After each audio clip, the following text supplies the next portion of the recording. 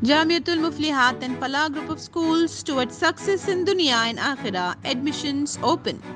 तेलंगाना के deputy chief minister Mallu भट्टी विक्रमार्का ने मुतालबा किया कि सिंगारेनी को नई कानें अलॉट की जाएं। आज जुमे को एक प्रोग्राम में खिताब करते हुए भट्टी विक्रमार्का ने कहा कि यहां सिर्फ सिंगारेनी के कोयले से पावर जनरेशन कंपनियां चल रही हैं। सिंगारेनी तेलंगाना के लिए किसी खजाने से कम नहीं है। उन्होंने सिंगारेनी को मजीद कानें अलॉट करने पर जोर दिया।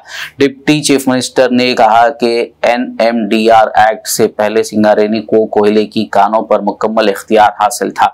ताहम NDA हुकूमत आने के बाद NMDR में नई तरमीम की गई और इस तरमीम के मुताबिक सिंगारेनी अपने हुकूक खो चुकी है।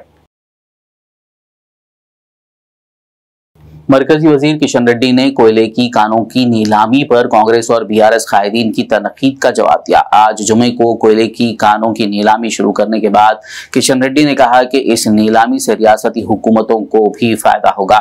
उन्होंने यकीन दिलाया कि वो इस बात को यकीनी बनाएंगे कि सिंगारेनी के मुलाजिमीन और कारकुनों को कोई नुकसान ना पहुंचे। उन्होंने कहा कि नीलामी सुप्रीम कोर्ट की हिदायत को मद्देनजर रखते हुए की गई है।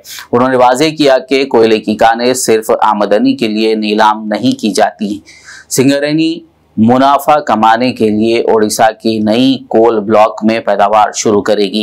उन्होंने कहा कि वो जल्दी ही ओडिशा और तेलंगाना हुकूमतों से बात करेंगे। किशन रेड्डी ने मजीद कहा कि तेलंगाना के डिप्टी चीफ मिनिस्टर मल्लू भट्टी विक्रमार्का की जानिब से दरखास्त करदा मसाइल पर भी तबादला ख्याल किया जाएगा। భారత ప్రభుత్వము చాలా ట్రాన్స్పరెన్సీతో ఎక్కడైతే బొగ్గు గనులు ఉన్నాయో అవి కూడా లాభాల బాటలో ఉండాలి. నెంబర్ 1 రాష్ట్ర ప్రభుత్వాలకు కూడా ఇన్కమ్ పెరగాలి.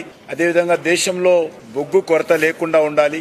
నాలుగోది ట్రాన్స్పరెన్సీ పారదర్శకతతో ఈ యొక్క బొగ్గు గనులు మరి మైనింగ్ జరగాలి అనేటువంటి 4 అంశాల మీద కాంగ్రెస్ పార్టీ ప్రభుత్వ హయాంలో కూడా చాలా పెద్ద ఎత్తున ప్రైవేట్ వాళ్లకు ఇచ్చిన విషయం మనం చేస్తాను. కొత్తగా అది ఆ రోజు వాళ్ళు తెల్ల కాగితాల మీద రాసిస్తే కాంగ్రెస్ పార్టీ ఆఫీస్ నుంచి ఆ రోజు ఆ యొక్క బ్లాకులు అలాట్మెంట్ జరిగేది. కానీ ఈ రోజు ఆ రకంగా కాకుండా నూతన టెక్నాలజీని ఉపయోగించి ఈ రోజు చాలా ట్రాన్స్పరెన్సీతో ఈ యొక్క బొగ్గు గనులు మరి రాష్ట్ర ప్రభుత్వాలకు ఆ యొక్క లాభాలు వచ్చే విధంగా ఈ యొక్క ట్రాన్స్పరెన్సీతో ఈ రోజు ఈ అలాట్మెంట్ జరుగుతా ఉన్నది. నేను మంత్రి అయిన తర్వాత మొదటి కార్యక్రమం మన హైదరాబాద్ లో పెట్టుకోవాలి.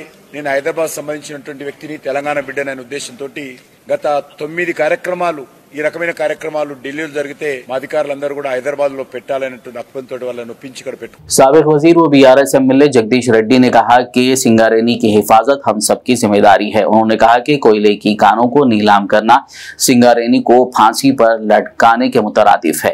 जगदीश रेड्डी ने मरकजी वजीर किशन रेड्डी को अपनी सख्त तनकीद का निशाना बनाते हुए कहा कि मरकजी वजीर का ओहदा संभालने के बाद हैदराबाद आते ही पहले ही दिन किशन रेड्डी ने रियासत तेलंगाना के अवाम को धोखा देने का काम करते हुए सिंगारेनी कोयले की कानों को नीलाम करने की बात कही।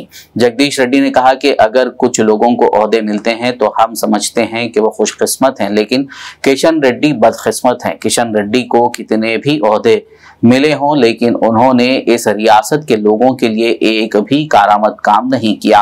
पिछले 5 सालों में उन्होंने कुछ किया है तो कहीं दूर रेलवे स्टेशन की पुरानी लिफ्ट ठीक करवाकर उसका इफ्तिताह किया। నిజమే రాజకీయాల్లో పాపం కొంతమందికి పదవులు వస్తే అదృష్టం వచ్చింది అనుకుంటాం, కానీ కిషన్ రెడ్డి గారు దురదృష్టవంతుడు. ఎన్ని పదవులు వచ్చినా ఈ రాష్ట్ర ప్రజలకు ఒక్క పైసా ప్రయోజనకరమైన పని చేసే అవకాశం రావట్లేదని. గత 5 ఏళ్ళు ఉంటే ఒక పైసా ఒక పని ఇది కిషన్ రెడ్డి గారు చేసి ఉన్నారని చెప్పుకోవడానికి ఎప్పుడైనా జీవితకాలంలో ఒకటే ఒకటి అక్కడిక్కడ రైల్వే స్టేషన్లో పాత లిఫ్ట్ను బాగు చేసి దాన్ని ప్రారంభించే కార్యక్రమం ఆయన 5 ఏళ్ల జీవితకాలం చేసింది పాపం. ఎందుకంటే వాళ్ళ ప్రధానమంత్రి గారు వచ్చి పాత రైల్వే స్టేషన్ రంగులేసి ప్రారంభం చేసిపోతే ఎవరో కార్యకర్త సలహా ఇస్తే అన్న నీ పేరు కూడా ఒకటి ఉండాలి కదా అంటే పాత లిఫ్ట్ను బంద్ చేసి బాగు చేయించి 10 రోజులు ప్రారంభం చేసి వచ్చింది పాపం. ఇక ఈసారి ఇంకా అంతకంటే పెద్దది వచ్చింది క్యాబినెట్. ఇప్పుడన్నా ఏమైనా చేస్తాడేమో అనుకున్నారు కొద్దిమంది ఆయన మిత్రులు కార్యకర్తలు.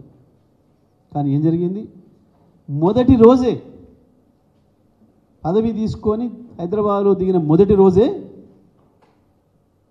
తెలంగాణ ప్రయోజనాలకి ద్రోహం చేసే పరిస్థితి, తెలంగాణ రాష్ట్ర ప్రజలకి ద్రోహం చేసే పని మనదైన సింగరేణిని నట్టేట ముంచే పనికి, దాన్ని ఊరిపెట్టే పనికి శ్రీకారం చుట్టి ఉండొచ్చు. బహుశా ఇంత దురదృష్టం ఎవరికి ఉండదు ఈ దేశంలో. కనీసం మొదటిసారి వచ్చినప్పుడు ఏదైనా ఒక మంచి పని చేస్తారు, చేయాలనుకుంటారు సెంటిమెంట్గానైనా. కనీసం గది కూడా లేదు పాపం.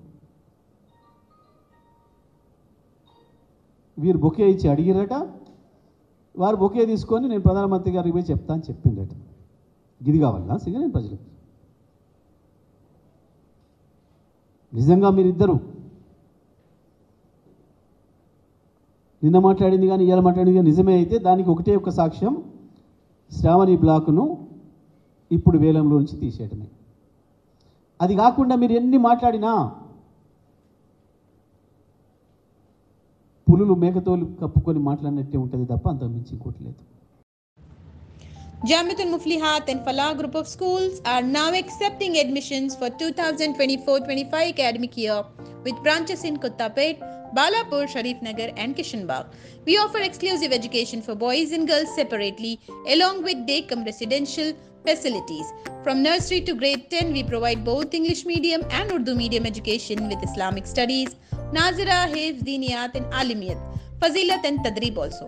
Don't miss out on securing the best education for your child, both in this world and the hereafter. Enroll now to guarantee your child's seat and avoid last-minute rush as the seats are limited.